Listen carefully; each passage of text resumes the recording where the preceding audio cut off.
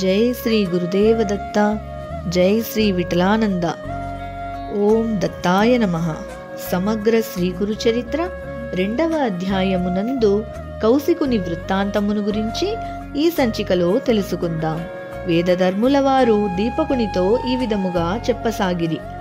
శిష్య దీపక, పూర్వకాలమున ప్రతిష్టాన నగరము అను ఒక నగరమందు కౌశికుడనే బ్రాహ్మణుడు నివసించెడివాడు. అతడు విషయ వాసనలకు బానిసై ఎల్లప్పుడూ వేశ్యాగృహములందే నివసించెడివాడు. ఈ దురలవాట్ల ప్రభావము వలన అతని దేహమందు కుష్ఠువ్యాధి ప్రబలి తద్వారా దేహ సౌందర్యము క్షీణించినది.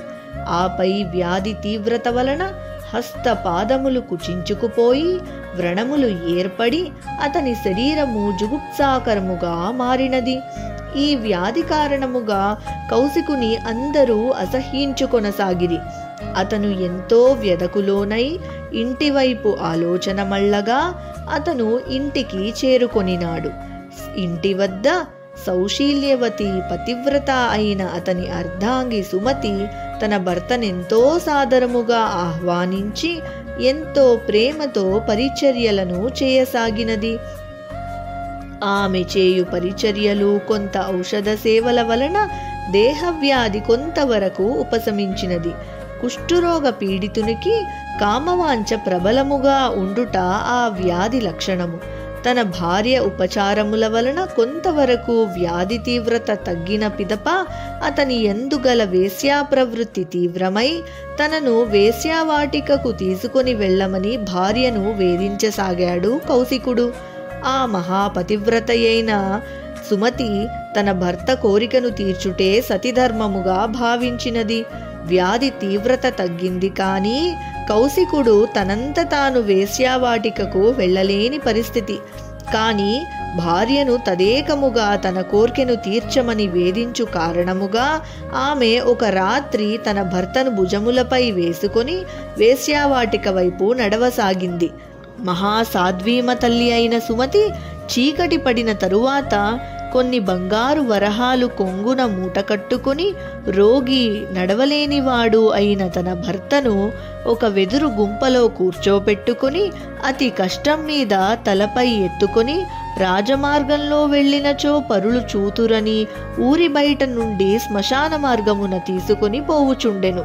ఎంతో కాలము గడిచిన పిమ్మట తాను వేశ్యావాటికకు వెళ్ళుచున్న ఆనందాతిశయంతో కౌశికుడు తన పాదములను నాట్యభంగిమలను కదిలించసాగాడు. రాత్రి చీకటి, అందున అస్తవ్యస్తమైన దారి, పైగా భర్త బరువు తనపై ఉండుట వలన ఆమె అడుగులు తడబడసాగాయి. ఆమె శారీరక మానసిక పరిస్థితిని ఎంత మాత్రమూ గుర్తించని ఆమె భర్త తన వ్యాపకమందు మునిగి ఎంతో ఆనందోద్రేకంతో తన కాళ్లను ఆడించుచున్నాడు. ఆ ప్రాంతంలో ఒక చెట్టుకు మాండవ్యుడు అనే మునిని అపరాధి అని భ్రమపడిన ఆ నగరరాజు వానిని విచారించకనే కొరత వేయించినాడు. కొరత అనగా ఒక శిక్ష. ఆ శిక్ష ఏమనగా ముళ్ల పంజరంలో ఒక రాత్రి అంతయు ఉంచుట. అది గాలికి కదిలినప్పుడల్లా ఆ ముళ్ళు ఆ మహర్షి శరీరమును బాధించుచుండెను. ఆ బాధకు తాళలేక మహర్షి చాలా బాధపడుచుండెను. అంధకారంలో సుమతి అదే మార్గంలో పోవుచుండగా ఆనందంతో కౌశికుడు తన కాళ్ళు చేతులను గట్టిగా ఆడించుచుండెను. బరువుకు తాళలేక ఆ సాధ్వి తడబడుచు నడుచుచుండెను. ఇంతలో మాండవ్యుని కొరత వేసిన ఆ పంజరము రాగా కౌశికుని కాళ్ళు దానికి గట్టిగా తాకినవి. అందువలన ఆ ముళ్ల పంజరములోనున్న ఆ ముని శరీరము తీవ్రంగా గాయపడి అమితమైన బాధ కలిగించినది. దానికి మాండవ్యుడు తీవ్రమైన స్వరంతో, నా కర్మకు నన్ను బాధపరచు ఈ అకారణ శిక్షను నేను అనుభవించుచుండగా నన్ను కాలితో తన్ని మరింత బాధ కలిగించిన మూర్ఖుడు ఎవరైనా సరే సూర్యోదయంతో శిరస్సు 1000 ముక్కలై మరణించుగాక అని శపించెను. వెంటనే సుమతి అమితమైన బాధతో అట్లైన సూర్యోదయమే కాకుండుగాక అని పలికెను. ఈ సంఘటనకు బాధపడి భయపడిన కౌశికుడు తన వ్యామోహమును వదిలి సుమతిని తిరిగి ఇంటికి తీసుకుని పొమ్మనినాడు. గృహమునకు చేరి ఆ దంపతులిరువురు జరిగిన సంఘటనను తలుచుకొని ఆ పరమేశ్వరుని ప్రార్థింపసాగిరి. మరుసటి రోజున సూర్యోదయమే కాలేదు. అట్లు 10 రోజులు సూర్యోదయము లేకుండా గడిచిపోయినవి. ముల్లోకములలోనూ అందరూ ఆశ్చర్యముతోనూ భయంతోనూ సృష్టిక్రమం ఆగిపోతుందని భయపడసాగారు. మహర్షులు దేవతలు అందరూ నారదుని వెంటగొని బ్రహ్మదేవుని చేరి ప్రార్థించగా ఆ ప్రజాపతి, అమరులారా, మునివరులారా, ఇది ఒక పతివ్రతామ తల్లి సంకల్పం వలన ఏర్పడిన పరిస్థితి. ఈ పరిస్థితి నుంచి బయటికి రావాలంటే, ఇది తొలగిపోవాలంటే, సూర్యోదయం మళ్ళీ కావాలంటే పతివ్రతామ తల్లులకే సాధ్యం కాన మీరు అందరూ అనసూయామాతను ఆశ్రయించండి. ఆమె ఈ ఆపత్ సమయంలో సర్వజీవులకు రక్షణ కల్పించగలదు అని దీవించి పంపివేసెను.